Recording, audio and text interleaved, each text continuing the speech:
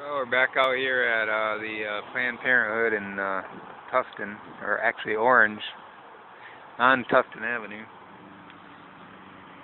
Just starting out here, and it's going to get big today, I think. It's also going to be a very hot day.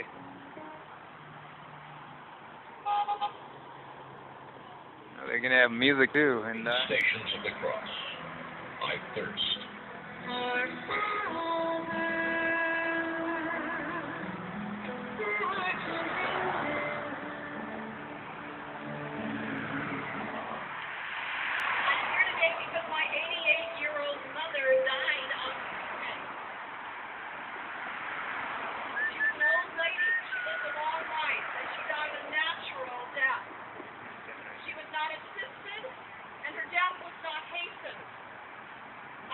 Because I believe that God is the creator of all life, and that we are called to uphold life from conception to natural death.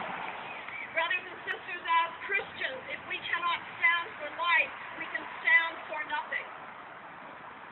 Let me say that again. If we cannot stand for life, we cannot stand for anything. And today as we gather because God is the author of all life, and because we have made a choice. And that choice is to say that life is sacred. Today we will stand for the preborn. Today we will stand for the elderly and the infirmed. Today we will stand for life, because if we do not stand for life, we can stand for nothing. Today we follow the cross in procession. On both sides of Tustin there is a processional cross. I invite you to come behind the cross. We will process down and follow the cross as it turns according to all the law that Moses, my servant, commanded to you. Do not turn from it to the right hand or to the left, that you may have good success wherever you go, including Tustin, in Orange, California.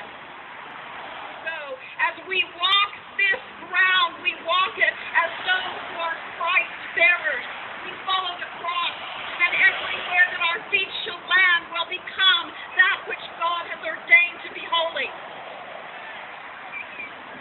This is holy ground. And to make the way of the cross to be the way of life.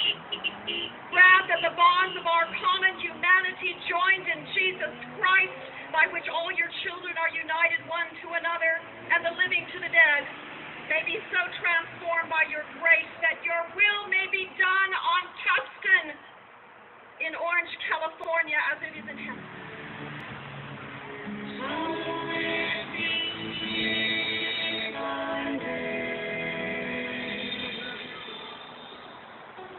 Thy kingdom come, thy will be done on earth.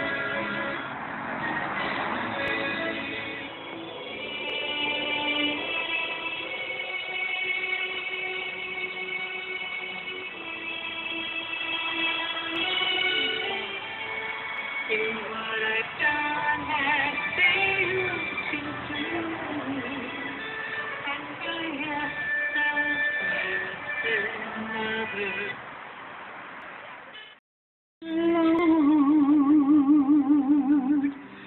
Lord, oh, I tremble. Voice of Jesus.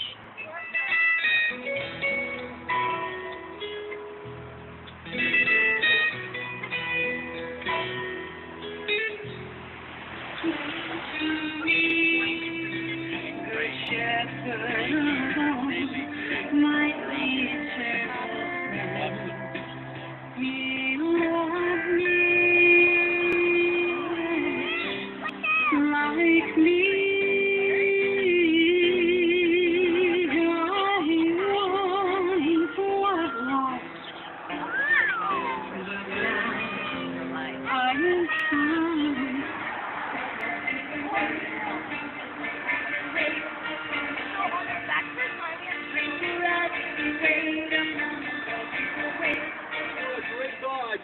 so much. We humbly come before you, and we thank you for your Son, Jesus Christ, who died on the cross for our sins.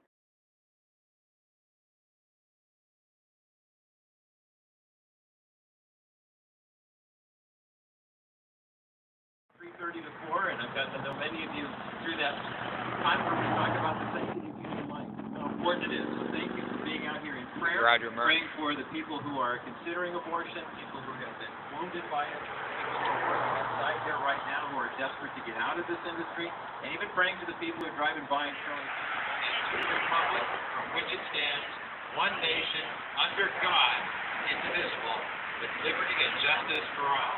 Amen.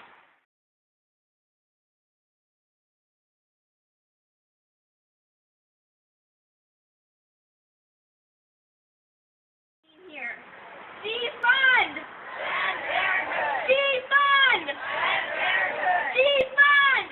El día de hoy que vivimos, que salgamos a nuestras redes, acabamos de enterarnos que nuestro gobernador firmó para que las clínicas que son de Provida están forzadas ahora a tener que decir dónde hacen los abortos. Entonces es otra atrocidad que no nos están escuchando, pero como les digo, es la importancia de meterse a las redes sociales y publicar todo esto. Tienen que meterse. Really the harvesting of aborted body parts for abortion and for profit. And our next speaker is a great speaker. She's from Students for Life, and I want you guys. They create a sense of urgency because they remind us about the tragedy. And that's what this rally is meant to do. This rally is meant to motivate us. We don't want to just leave and then come back in another month. We need to leave and go. Estudiantes que están confundidos de lo que está pasando. So, por favor, involúcrense. Si no hay un grupo de Provida en su escuela, traten de abrir uno. Ustedes pueden hacerlo.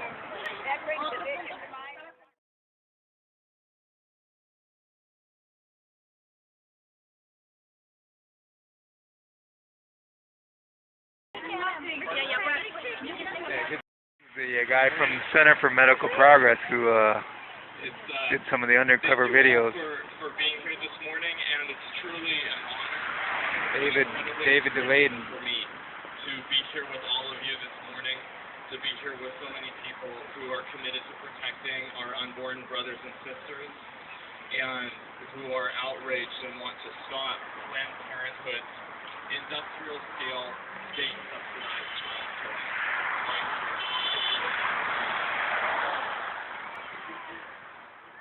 You know, it's interesting. There were three main admissions that the Senior Director of Medical Services at Planned Parenthood made that they were undercover. The Senior Director of Medical Services, she is responsible for overseeing all of the abortion practice at Planned Parenthood, all across the country. She's in charge of writing the medical standards and guidelines for Planned Parenthood. She's in charge of training all of the abortion doctors at Planned Parenthood, including the medical directors who oversee affiliates, local affiliates like this one here in Texas. And the Senior Director of Medical Services at Planned Parenthood admitted that Planned Parenthood sells baby body parts per specimen.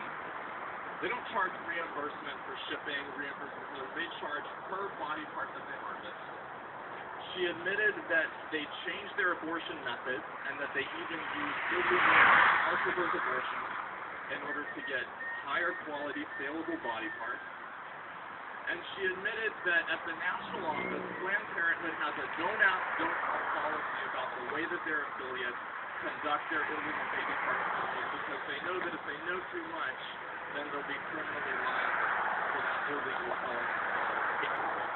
Representative Nicola made in that video that hasn't gotten as much attention yet, and I want to draw attention to it here today because it's really directly relevant to all of us here in Orange County. And that it's this very facility that we're standing in front of right now, Planned Parenthood's late-term abortion mega clinic right here in our own backyard, is one of the places where they harvest and sell baby body parts.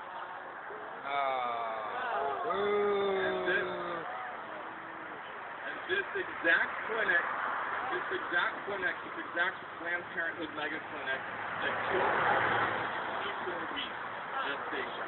Oh, man. This exact clinic is partnered with a for-profit biotech company just 10 miles away in Yorba Linda called DaVinci Biologics.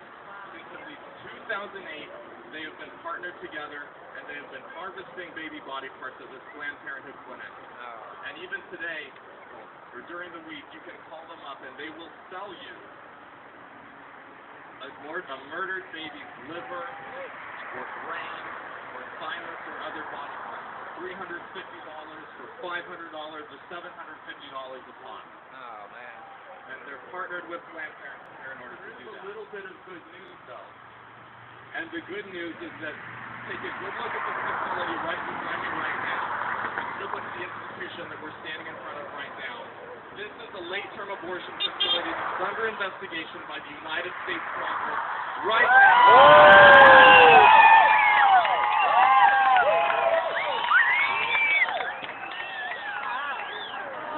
But it's under investigation by Congress. Which is exactly what should be happening to them right now, is our harvesting and sale of the body parts of our own. Parenthood paid political consultants and political cronies may say one thing in public, and like any criminal defendant, they'll deny any wrongdoing in public, but in private, the admissions are frequent and open and very, very serious.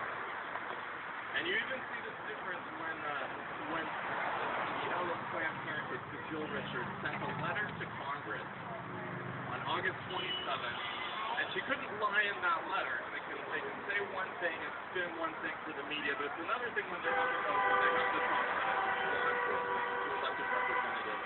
And in that letter, the president of Planned Parenthood admitted the three main charges that we've been making against them from the very beginning.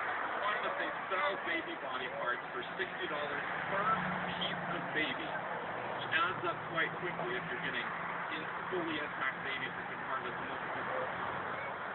They admitted that they're selling the body parts. They admitted that they will sometimes adjust their abortion technique, as they say.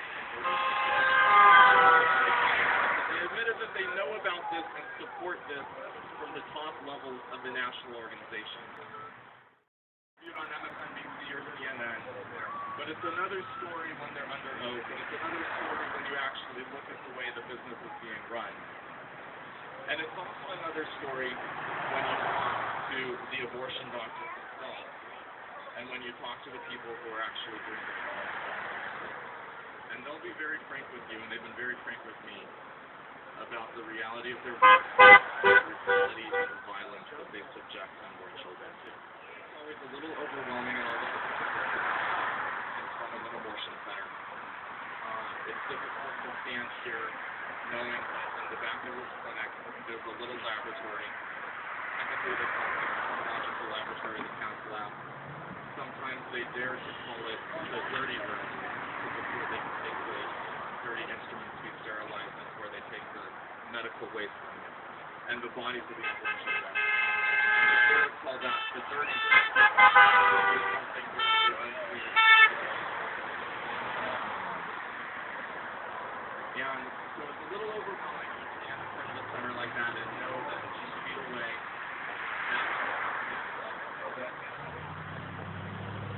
But it's also incredibly encouraging to me, and I hope that it's incredibly encouraging to all of you, that we're all here today.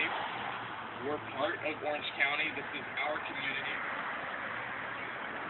And we know what's going on here, and we're not going to be silent about it, and we're not going to stand by while it continues to happen.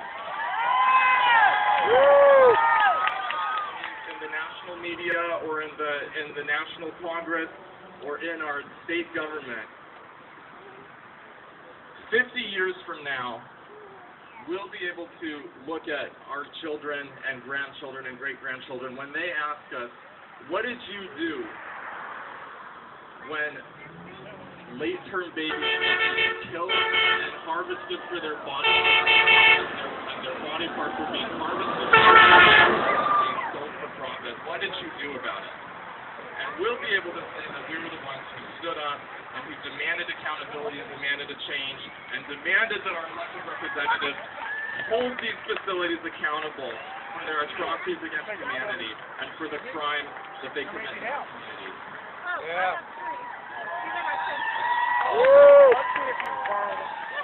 So I thank you all for being here today. I want to encourage you to continue to be here, continue to speak out, continue to apply your God-given talents to protecting our unborn brothers and sisters. And together, we are all going to hasten the day when there is no longer a price tag put on human life. Them here, and we are letting them know, please get out of our communities. We don't need your services. Ready on the count of 3. 1, 2, 3. Defund! Defund! Defund! Defund!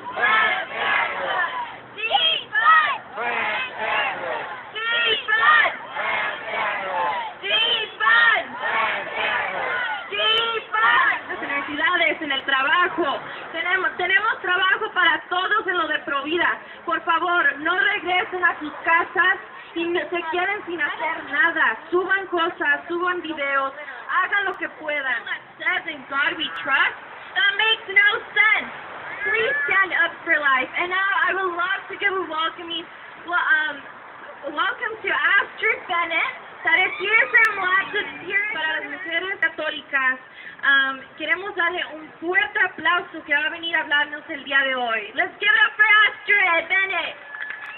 So many of our Latinos. ¿Dónde están los latinos pro vida? ¡Latinos pro vida! Los latinos somos un pueblo pro vida. Amamos a los niños. Amamos el aborto. A no apoyar el aborto con nuestros fondos federales, nuestros fondos estatales. No debemos apoyar Planned Parenthood y que cada faceta de la vida refleje nuestros valores pro vida en lo personal, en nuestras palabras, las oraciones y también nuestro voto, que sea pro vida, voto pro vida. Tenemos que poner a personas que sean pro vida en los puestos de gobierno. Good job. On Facebook or YouTube, you will find them there. Let's keep on praying. Let's keep on supporting David in any way. So, we're really grateful to God for that, and we definitely cannot do this without prayers from all of you. And we came up with an app called the App for Life. It came out in January of 2014, and you can download it in the Google Play Store or iTunes Store by searching Options United App for Life. And what it is you get a prayer alert every time an abortion-minded woman gives us a call. We use pseudonym names, so it's not the client's real name. They're fake names to protect their privacy. But you get an alert on your phone, and you can pray for them in the moment that they're making their crisis pregnancy decisions. So please download the app, and we really appreciate your prayers, and we couldn't do this without all of you. And this year it's on January 23rd of 2016, and our goal is to celebrate the beauty and dignity of every human life. Our theme for this year is who do you live for? And so I want to ask you that as you think about coming to One Life, think about who you live for and why you have come to this event. We have a great lineup of speakers, live music and food trucks and entertainment. So it begins with a walk in downtown Los Angeles to show the beauty and dignity of every human life, and after that, we'll get to listen to the testimony of some amazing, dynamic speakers, including Nick Boyke and some amazing other folks. So you should definitely check out our website. We just released our huge speakers list, and we're so excited about it. But let me tell you, the reason why One Life has been so successful in our inaugural year last year is because of our messaging, and it is threefold. First, One Life unifies. We want to unify the movement and bring everyone together to celebrate the beauty and dignity of human life. Second, that One Life recognizes that the right to life is the foundation of every other right. And the most important thing for our message is that One Life as a catalyst for change. And you've heard that a lot today, that we need to be promoting change in our communities and in our neighborhoods. And that's what One Life is about. It's not an event where guy over there collapsed in the heat, I guess. Now we got a paramedic coming. Por favor, métanse a One Life LA. Now we're going to go ahead and we're going to... All right, leaving the big rally here. Hopefully the guy was Afflicted by the heat is feeling better.